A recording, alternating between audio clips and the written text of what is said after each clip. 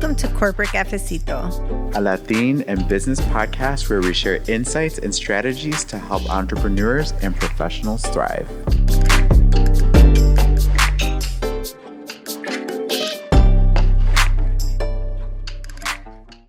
Hi, everybody. Welcome back to Corporate Cafecito. Yo soy Nayeli Suarez Gas. Y yo soy Carlos Butler Vale.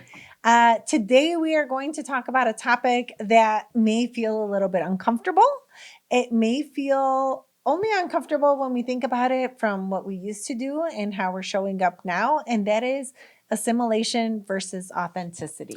It is one of those things that as you continue to mature as an individual and obviously continue to grow in your career, it's a really tough thing to do and to balance it out properly, because for so long, and particularly from a cultural perspective, we are told that we have to assimilate.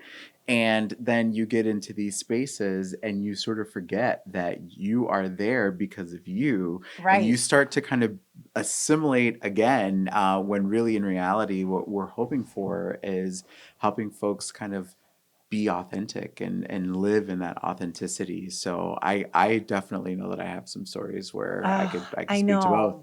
You know, when I was little, and if you guys saw the movie My Big Fat Greek Wedding, yes, do you remember all she wanted to be was like the girls who went to school and like were, you know, ate their sandwiches, and she just it was like she wanted what was displayed as like a normal life, right? And if you followed the franchise, you know, she really dug deep into her Greek roots, and that movie was like, I remember like this gentleman I was dating, he's like, it's like watching a documentary about your family because of how big and warm and just festive we are. Yeah. But then, you know, when you're like in grade school or high school, you do want to assimilate. And unfortunately, like, you know, my generation and even older people were told, you know, when we come here, we have to acculturate. Like Absolutely. You have to speak English, which is why we have a lot of, you know, Latins that don't speak Spanish because they were raised to not speak Spanish because it would have been harmful to you. It would not have been seen as a benefit. If anything, it could have potentially been perceived as a threat or a distraction. Yeah, it was a horrible time. I just love, by the way, really quickly, the fact that we just did a movie reference to My Big Fat Greek Wedding at Corporate Cafecito. So there you go. Expect the unexpected. But yes, absolutely. Listen, I came here when I was 7. And at that point, I was already really ingrained and connected to my Puerto Rican heritage. And that's one of the things that I'm most grateful about. And I don't take that privilege lightly, because I think that there are a lot of folks who were born here for one reason or another, or came here at a significantly younger age that didn't, you know, really necessarily have that.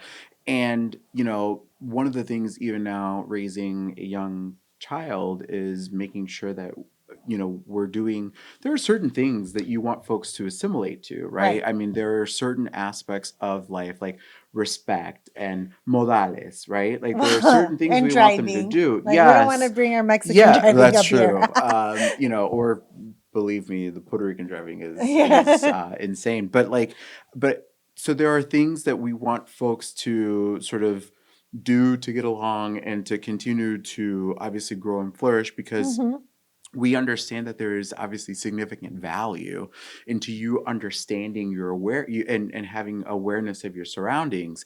But there is also, how do you take that information and then inject the person that you are? Right. All of the things that you bring forth, you know, tu cultura, tus valores, tus experiencias, your ideas, those are the things that really can be the biggest differentiators. And I will say this to you, Nayeli, and I know that we talked a little bit about when we were thinking about this topic, like what's the genesis of it.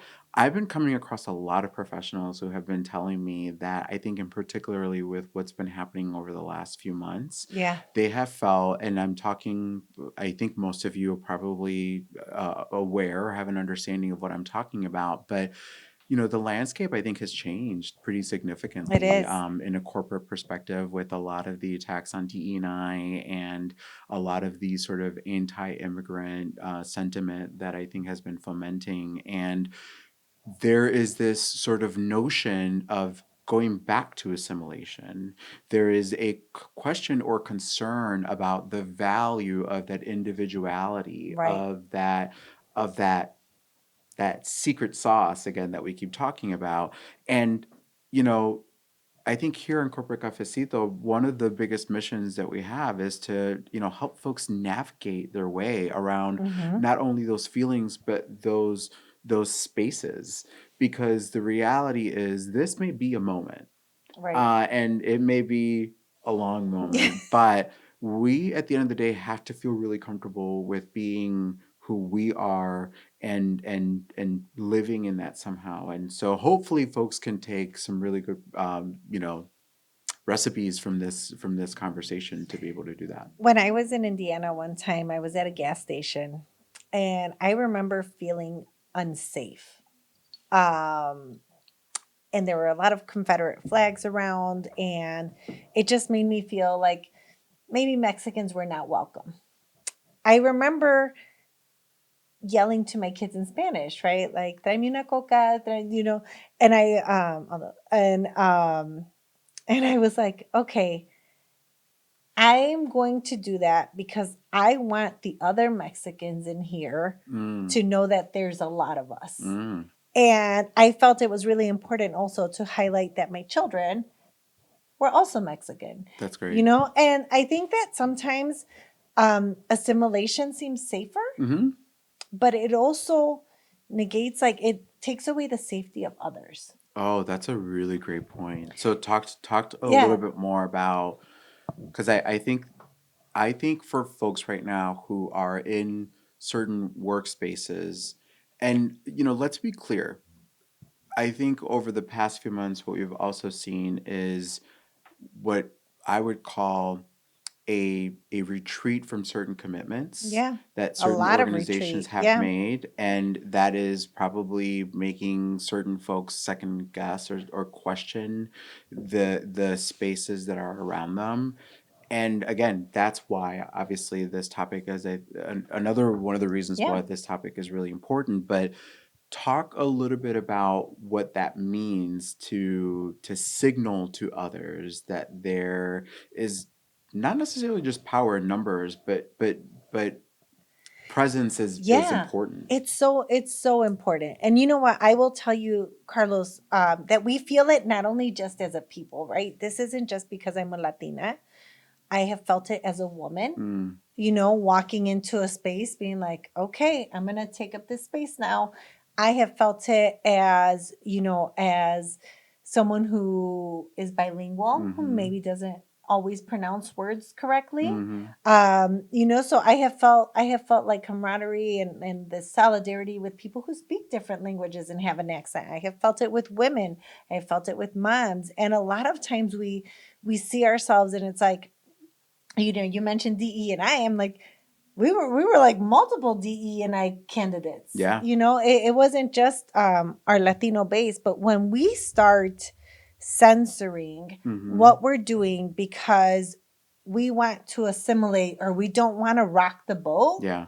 then the boat is unsafe. Mm. And I've For always, everybody. yeah, for For everybody. everybody. Yeah. I remember, I was going to work and there was this amazing Latino, Fernando, and he said, "I wish everyone felt as confident as you to walk in and just be you." That's awesome. And I think that, I had become a little fearless. So I knew what I knew. I knew I was really good at what I did. I knew that I earned my spot. So I walked in knowing, and I had already been like laid off before and fired Mm. before, and I landed on my feet. So the fear of like losing my job was also gone because I was like, I'll just get another job. And now, I have a, I love it. yeah. So I walked in and I was just like, yeah, this is what I do. Yeah. I even remember in my interview, they said, that's not the type of leadership we're looking for. And I said, well, it's who I am. And you know, you were like, take it or leave it. Take yeah, me like as I am it's or have like, nothing at all. yeah. I love And it. so, but it was, I also said, I need to make it a point to let other people see me Mm, and use my position to make myself visible for other Latinas. And I'm a big believer in lift as you climb. I'm a big believer in showing up love that. authentically. I'm a big believer that we have to celebrate our cultures. And you know, one of the things when we were talking about our culture and like Latinas, specifically, it was a women's group. Um, I was like, we're going to celebrate Mother's Day, but I'm going to include everyone in the company because we are a mother, know a mother, have a mother, know, you know, and I'm just like, we're going to only find unifying themes Yeah. because a lot of times when we start nitpicking at our differences and, you know, just assimilating, we lose that beauty that is Yeah. like who we are. Absolutely. Well, you reminded me actually of one of the companies that I was working in where we took it even a step further. We celebrated Mexican Mother's Day because we had over 60% of our employees were at that point, based or close to that, based out of Mexico. And then we celebrated US Mother's Day, Mhm. which are not on the No, same they're not. days.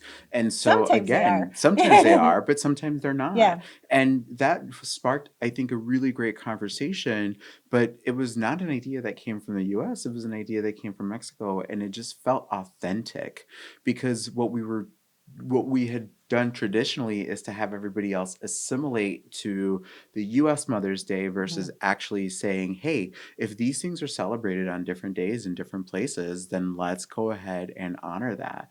And that level of visibility, I think, made such a difference because they were celebrating Mother's Day in the same time that they were celebrating it at home with their Yeah. families versus Yeah. having to explain, those differences. But one of the things that you talked about, Nayeli, is kind of this fearlessness. And what I want to say to folks is, and empower you to realize, is that your superpower in this case, if you are Latin and you're listening to Corporate Cafecito, we know that there are folks that are not, like I say, the people who support us in life and in Yes. career. Your superpower is that Hispanidad, is that Latinidad. So, because guess what? Your companies are going out there and trying to figure out how to market the products and services that you Right. have They want our to our dollars. people. They want our dollars. And so, the best way for them to, this is what I tell people sometimes who are like, oh, I don't know if I was a DEI hire, or I don't know if I was an affirmative action person, or da da da, which, by the way, are all terms right now that we still don't know where any of Where that that's stuff is gonna going to land. land. Yeah. But back then, and I would always say to people, you know what, you were invited to the dance, show them your Hmm. moves. And that is part of what we're talking Yeah. about here, which is that authenticity versus that, assimilation.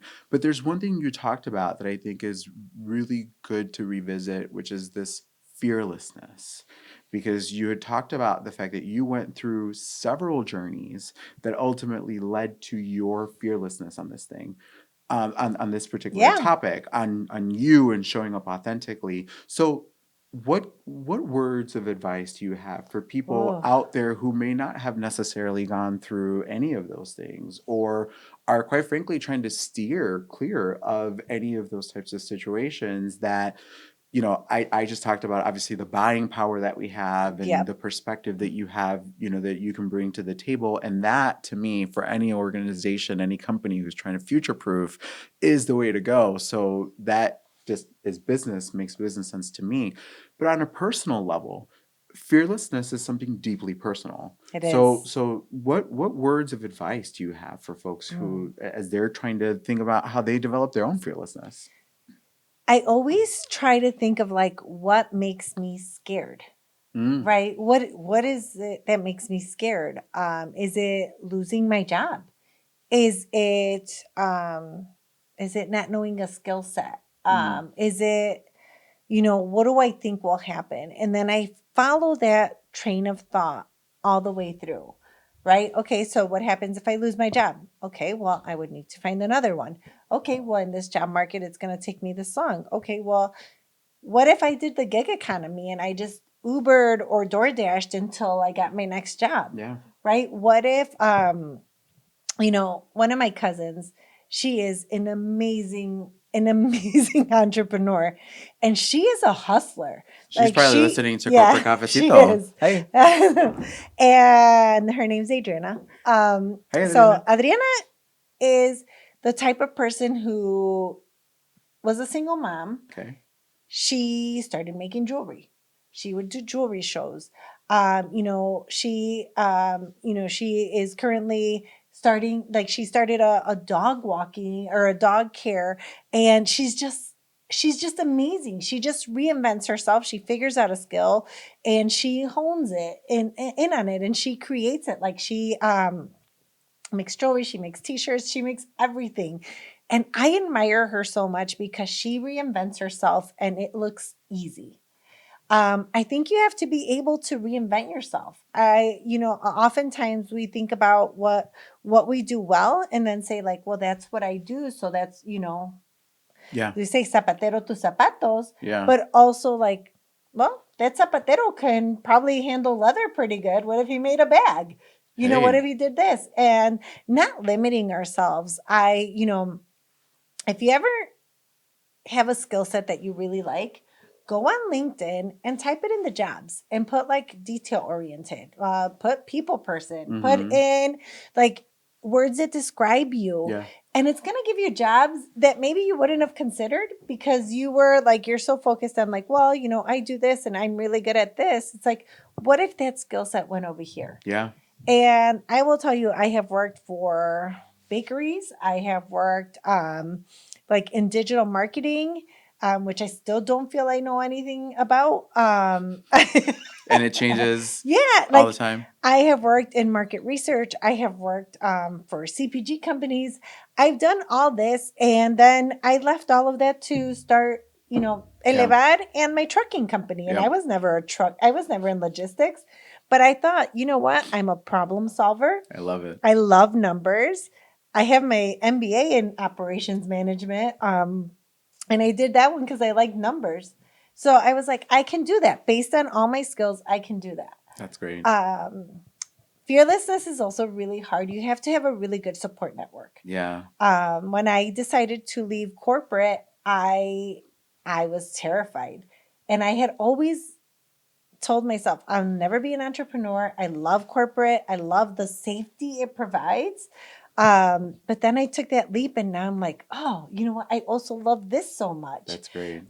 So I think, one, I always say, worst case scenario, I would go back to corporate and be super happy. Yeah. And so when we think about taking steps back or taking steps in other directions, oftentimes we correlate it with failure. Yeah. We say, I failed, so I had to go back to corporate, instead of thinking, like, I made myself this safety net that could catch me if I failed. I love that. And, the reality is that sometimes we think these things also happen overnight. And I think, if anything, your story is so compelling because it is about a journey. Mm-hmm. It's about a journey first and foremost in your corporate life, and then a journey from a personal perspective where you had to convince yourself that this was something that you needed to tackle, that you wanted to tackle. You had to be authentic to who you were. And surely there were things as a business owner that you kind of had to learn and assimilate to. Of course, I mean, there's just ways that business is done. But, you also haven't done things traditionally in business, which I think is another really cool, just a story and background around kind of that, like, authenticity and fearlessness. I was like, let's go for it and let's figure things out. And I was able to be myself. And then now I run my company and I'm only myself. I'm a solopreneur, they call them. Yeah. But I think it is really, and killing it, which is fantastic. thank you. So congrats. But I think it's part of not assimilating meant I did things how I did them. Yeah. And I am going to just be 100%, clear. Yeah. Like, I was not always like this. And I think most of my 20s I spent trying to figure out my path, trying to get the skill set, trying to figure out who they needed me to be and being that Mm-hmm. person. Mm-hmm. Because I wanted to be successful. Yeah. But what I did is, instead of assimilating to like one group, I would pick different leaders within the organization and try to be like them and steal like their superpowers. That's awesome. Because if I was going to assimilate, it was going to be into people that I really respected, Yeah. and then make them part of my story. But it also, to me, was like, um, I did want to fit in, and I did want to learn, and I wanted to follow the path because Yeah. I saw a very clear path. And then once I had the skill set, the confidence, then I was like, now I'm going to be me, and I'm going to be super vocal about being me. So you literally just read my mind, because that was, as I was thinking about just myself and my own Mhm. career, I think one of the things that I have found the most success in is being able and willing to roll your sleeves up and dig in, dig deep, understand first and foremost what's happening. And to me, that is part of the process. That is part Yeah, of the it learning and is. authenticity process. It's like getting there, really understanding how things are done and Mhm. why they're done that way, and all the other fun stuff that comes along with that. Um, but also realizing that you're there with a purpose. Like for me, the Right. purpose was always, okay, when it's time, how am I going to bring my perspective to the table to let folks know whether they take it or not? Mhm. Right. But because that Yeah. happens, right? Yeah. Whether they take it or not, whether they accept it or not, let them know my perspective. Hey, I think I realize that we're doing it this way. Have we ever thought about doing it that way? Well, what do you mean? Let me, what are your thoughts? Oh, well, and so it kind of just goes that way. And so if there's anything that I could also say is that there are definitely times where I think assimilation is perfectly okay. Yeah. I don't want to shame anyone for Not at assimilating. all. Like, Yeah. And I sometimes it feels like it's a given, but the reality is that, you have to, especially when you're getting into corporate spaces, you have to be able to understand the culture and the processes and all these other things before you can really go in. And that's just good practice. That yeah. is literally Yeah. best practice, right? And so what we're really talking about here is generally overall, it's now that you've gone through that, right? How are you then leveraging your superpower to be able to say, okay, there's an idea on the table. It doesn't have to be the best idea. It doesn't have to be a better idea. But by the way, this is Nayeli's thinking. This Yeah. is Carlos's thinking. And it's informed by my experiences. It's informed by my values. It's informed by my beliefs. It's informed by Yeah. My the people actions. And around yeah, me. this is It's, what, and all these other things. And guess what? And it could be the best damn idea. It could be an idea that someone had previously presented and you didn't even know. It could be an idea that might be good for the future, maybe not today. yep.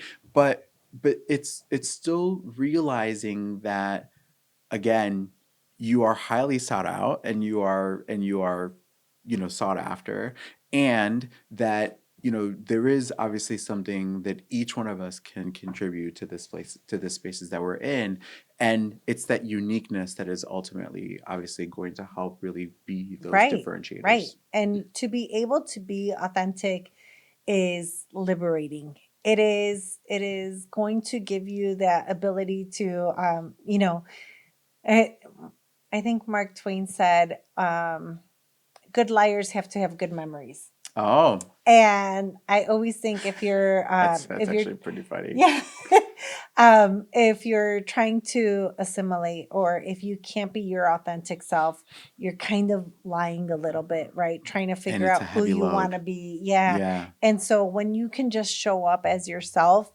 that's when you could really like breathe. And that to me is when you're most impactful, because you're able to just be who you are, Mm-hmm. and also tell others and inspire others to be their authentic self when they show up. I love that. That inspiration component is probably a really great way Hmm. for us to start wrapping up the Yeah. episode, because I do believe one of my favorite sayings is that there's no better exercise for the heart than reaching down and lifting people up. you talked about lifting as you climb. Mhm. And, sometimes it can be as simple as just being you and showing up as the person that you are. And that in and of itself is a way to lift people. Yes. That is the way. And, I've walked out of meetings before where people have said, I'm so glad you were here. It was so refreshing to just see someone like you. And I don't ask them what that is. But when someone says, see someone like you Yeah. feeling confident enough to speak out, or the fact that you're just even here, Yeah, that means means something to them. something. And Yeah. so let's inspire ourselves by Yeah. inspiring others. Definitely leverage that authenticity. Know how to smartly leverage that assimilation, Mhm. and keep doing amazing things. Yeah. Aquí los esperamos la próxima vez. Hasta pronto.